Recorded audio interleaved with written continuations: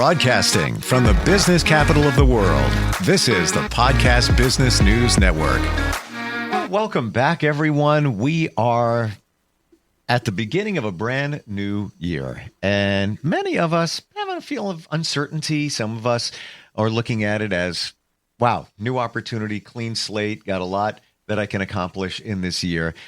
And then there are many of us just wondering what's coming next. You know, it was an interesting year, had a lot going on. What is coming next? Let's look at that through the eyes of science. And this gentleman has done that kind of work and more throughout his career and continues to have his finger on the pulse of a lot of things going on in his past, many eureka moments. And he is also somebody that has done lectures, many publications, taught so much more, and he's still plugged into all of this. And he's also our professional of the year. Grant Venerable is with us. Hey, Grant, how you doing today? I'm fine, Stephen. Good having you back with us. And there's a lot of uncertainty. What do you think is going on? Why do you think we have that view of wondering what is coming next? It's pushed me back to my foundations of my being, my origins. And my origins, I have to admit, are from the universe. And so that's where my thoughts have been going in the last week. And it reflects on the news that we're seeing on the cable channels, the internet feeds. But they all point to one thing, and that's the word you used, uncertainty. And there's another word, chaos. And my reflection is that I would be dishonest if I said I didn't know anything. I haven't thought about it. I have. And we're given an opportunity here. It's a privilege to be able to reflect on uncertainty and chaos. Can you hear me well? Yep, I hear you loud and clear. And do you have a picture? Yep, I see you too. Get my picture back. So let me see if I can. Well, there you go. Technology. There's lots of uncertainty with that too. Technology, the word tech is art. It's skill at achieving something. And had many technological evolutions. Where we are now is not going back before technology to what is the essence of our beings, what makes humans. That's something I've reflected on a lot in levels of advancement. So at this point, I've had enough experience under my belt where I begin to connect the dots. I first heard that terminology after 9/11 in September 2001, September 11. And finally, the more rightful news media people were coming up with, we were surprised. I would say the government, the society was surprised by those planes hitting the buildings. But as more and more information came about, it became clear that the powers that be, the people who were the managers of society, had a failure of connection of dots.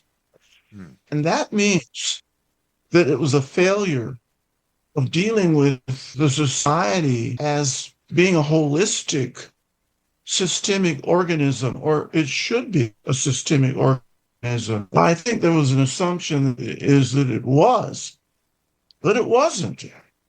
Because if you go back to and religiously, the Apostle Paul wrote extensively about a system.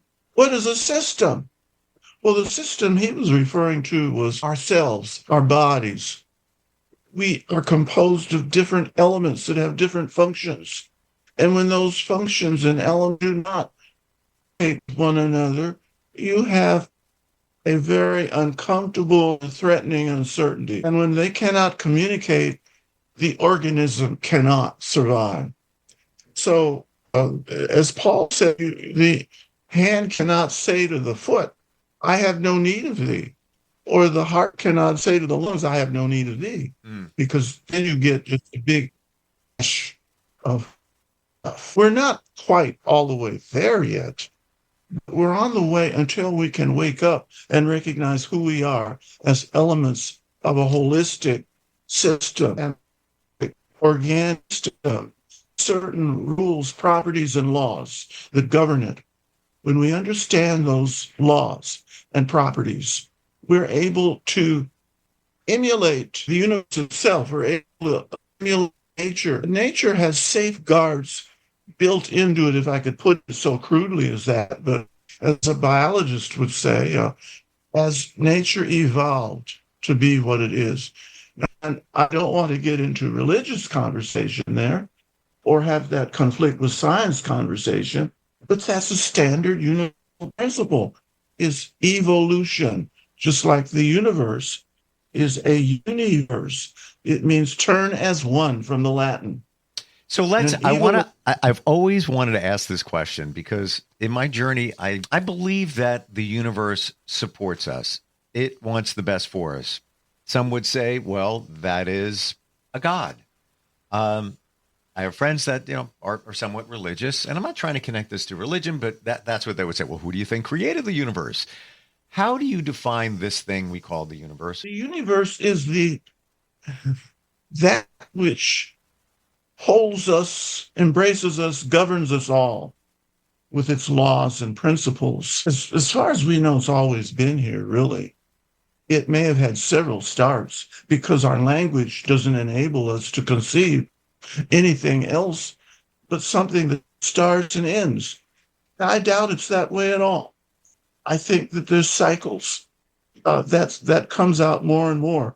We're just finishing a cycle. We're moving into another cycle. So how do you define cycle? Cycle is that which is a circular activity in which where you start, you could keep coming back to that same start, but it's on a whole new level, a whole new dimension that you don't imagine from the previous level that you were on. And you could look at that, just look at the 20th century. It had a start.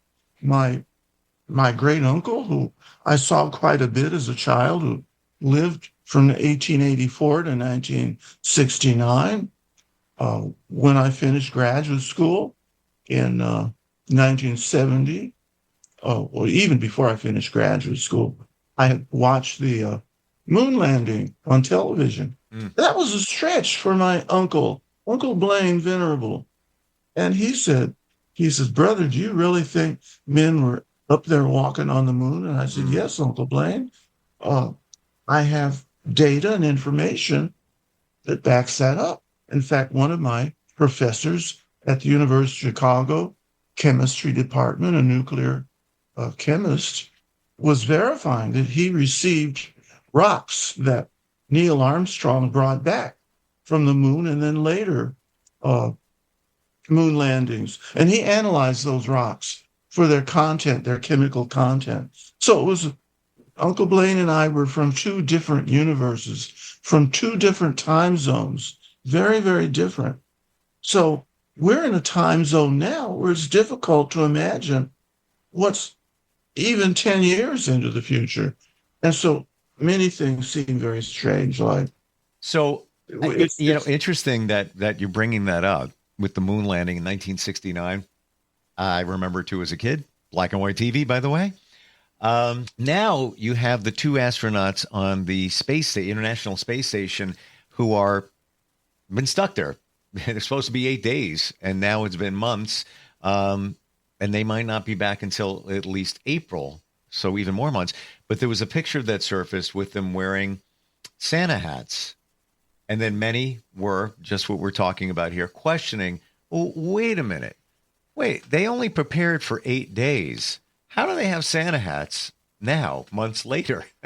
So there's that uncertainty for a lot of people in the general public, wondering what's happening, what's going on there. I don't know the answer that came from techs and officials and things like that. I believe that a lot of the supplies were left on there from previous missions, and they just reached into storage cargo hold and found those hats. But it's the same exact thing that you were talking about from the landing on the moon. Uncertainty. It's causing us to learn new ways that are really old ways being. And the word surrender comes to mind.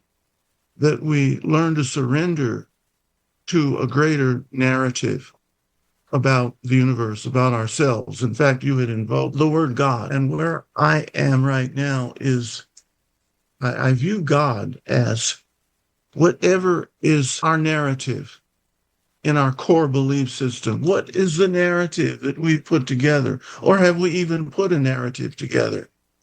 Well, that's discussed in the New Testament about in the beginning was the Word, and the Word was with God, and the Word was indeed God. But what is the Word? From the Greek, the logos. The Word is the narrative. That need not be a deity. It need not be something invisible and a deity, not a whatever. It need not be a spooky thing, but people have made it that because it's part of their narrative. I'm learning more how to surrender. Really surrender to the narrative that came to me. And that means relaxing into it and knowing that when I let go to whatever this universe is about, it directs me in the way that I need to go in order to live in accordance with my core beliefs, my narrative, which is a core of beliefs that says there is a dynamic in this universal system that maintains its stability even as it endures. Those two things are sometimes at loggerheads with each other. If it's stable, do we want it to endure or will it endure? But stability and endurance really go together in the universal laws and principles. Everything I've studied in chemistry indicates that. I really understood chemistry in the middle of my graduate schooling when in Wisconsin, Thanksgiving Day, I was driving from Chicago to Madison, Wisconsin, to have dinner with friends, one of whom I studied with at the University of Chicago, who had later moved on back to Madison, where she did her undergraduate work. And she was with her husband and friends, and they had invited me to dinner. Well, on the way up to that dinner, there was a light snow on Interstate 90. I'm a Californian, but I'd been in Illinois for 3 years already, but I didn't pay attention to what snow people do. And I dropped my speed to 55 miles an hour, yet and still, I discovered all at once I went into a tailspin. I felt the tires lose traction with the highway. And there I was in a spin. And I was looking and trying to regain control by steering in the direction of the spin out. And saw the cars behind me were ahead of me. And then I was in another direction. What do? I surrendered to the moment, not knowing what else to do, but intuitively steer in the direction of the spin out. And lo and behold, I wound up on the side of the interstate, keeping going, but the momentum of the vehicle allowed the vehicle to come up out of the trench to the right side of the road and back up on the parking of the highway. And I came to a stop with my heart in my mouth, beating, wondering what happened. Car behind me stopped. Says, that was quite a display. My goodness, are you hurt? Do you need help? I said, no, I'm all right. I'm all right. But I was asking, why am I all right? I was headed right for a concrete embankment, but went under the overpass instead of hitting the concrete embankment. That event had more significance to me in later years than it did at that time, until I realized it was the very subject of my doctoral dissertation at the University of Chicago, in which I was studying radiation chemistry, in which there were unstable radicals being generated in my reaction mixture that only lasted a few millionths of a second, called microseconds, and then they were gone. And I realized this whole event was about radiation protection. I was in a field that was studying what do you use? What other chemicals can you put in? What can a human being take into their bodies to protect themselves from high energy radiation, whether it's from cosmic rays or a nuclear reactor that broke down? Well, it was really more than that. It was what directs us in life that we cannot see. We cannot put our physical fingers on. That's what I carried with me from then on. How did you connect that situation in the snow to that article that you wrote, that piece that you wrote? How did I connect it? Yeah. I connected it. It's in my memoir. It's in volume 2. I think it's around chapter 16, in which I don't know how I connected it.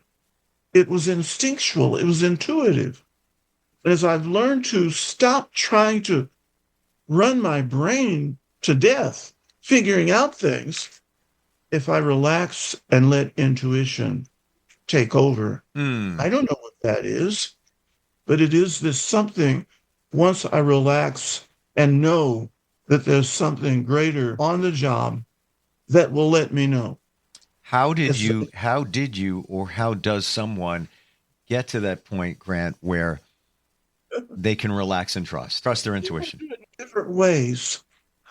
Some people, as they did on Christmas Eve last week when I went to the Episcopal Cathedral here in Atlanta, sometimes they do it by going to church.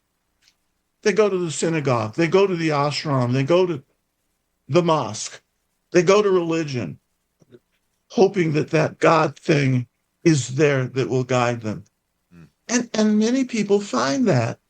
They can't explain it scientifically. They may be able to make some intellectual explanation, but it need not be true.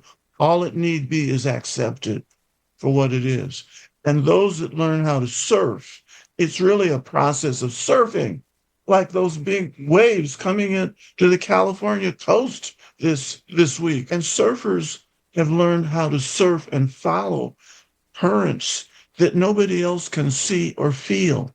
It's one of those great unknowables about life. But it came up yesterday in the conversation I had in this discussion group. And that's what I was dealing with my dissertation that has really mapped out, it's charted the course of my life, in that I was studying molecules made up of transition metals and cyanide groups. And in this radiation environment, they would break down and become intermediates that were something else. And then those intermediates would react, and more intermediates, and then materials already in there before the intermediates, and they produce the final product. That's what happens in our everyday lives. We're constantly engaging in processes that take you from point A, situation A, to situation B, not even realizing that there could be dozens of situations in between A and B, or thousands of things. And those things are unstable, so they don't stick around. And we're in a situation like that. We're now between the great election of 2024 and the great election of 2022. And what has come already between November 5th and today is unstable situations we don't even know how to talk about or deal with. And I realized I'm in perfect parallel with what my doctoral research was about, that I've applied to the rest of my life. And you asked how. The how is talk about it with others. Don't fear to talk about your fears or your uncertainties. That's one of the problems. There's a situation between males and females. Females are not ashamed of talking about it with their female comrades, their sisters. Now, this is kind of a little change in direction, but it's exactly what's going on today. Males have greater fear. They have great fear. They won't talk about the most vulnerable things in their lives with their male comrades because they get ashamed. What will their comrades think if they talked about things? But some males are finding that out. They're in brotherhood groups and they're getting to what sisters discovered hundreds and hundreds and thousands of years ago. And we have a term for it in New Orleans. It's called gumbo yaya. When women go through anxieties, they don't go into fight or flight. And the medical field didn't figure that out until 20 years ago. Men are the only ones that go into fight or flight. Wow. To try to get through the anxieties. Females get together. They run to each other's homes. And if there are any men there, they'd say, what's going on? How can these women understand themselves? They're all talking at the same time. Why, Grant, do you think that men, for lack of a better description, shut down on this, whatever it might be, and women get together and discuss it? Chromosomes. It's chemistry. And it's all part of the unity of the universe. That's supposed to be the way it is all I can figure it out. Those two sexual entities are ultimately supposed to talk to each other. Some do. Most do not. But the women do. It's chemical. Wow. Do you think it goes back to, it's always been, placed upon males, don't show emotion, be a man up. So it's internalized where women are okay expressing? That's it. That's it. It took me a while to get there, but I had to get through graduate school and I had to go through a very painful event in my life. It was my second job as a professor in a very wonderful university.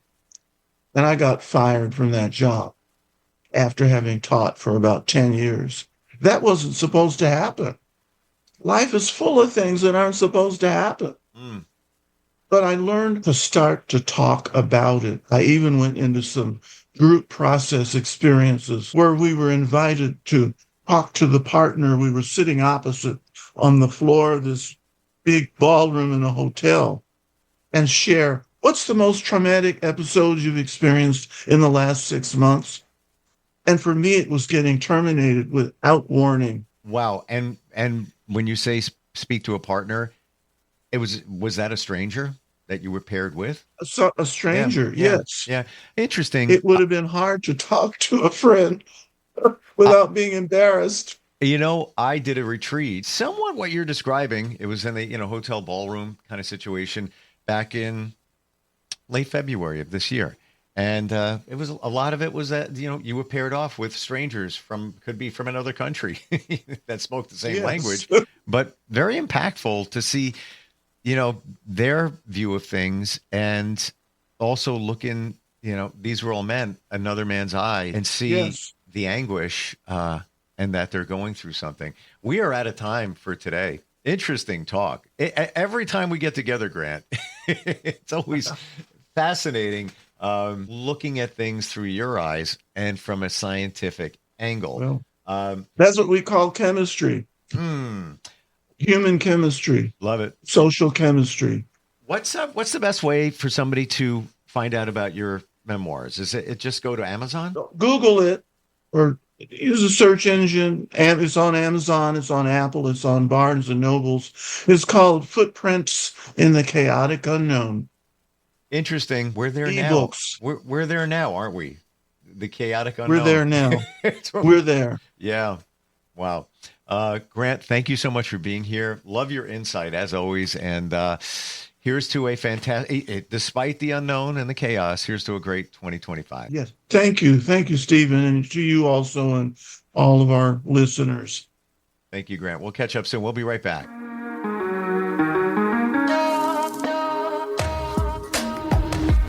Broadcasting from the business capital of the world, this is the Podcast Business News Network. Of course my kid's in the right car seat. Well, I think he is. Yeah, my kid's in a booster seat. He was ready to move up. He is ready, right? Her car seat looks like the right size. There are probably rules on when to move up to a booster seat, aren't there? Rear facing, forward facing? I think I have it right. Car crashes are a leading killer of children 1 to 13. Are your children in the right car seat for their age and size? Don't think you know you know. Go to safercar.gov/the right seat. I know my child's in the right car seat, or else I wouldn't get in the driver's seat. Brought to you by the National Highway Traffic Safety Administration and the Ad Council.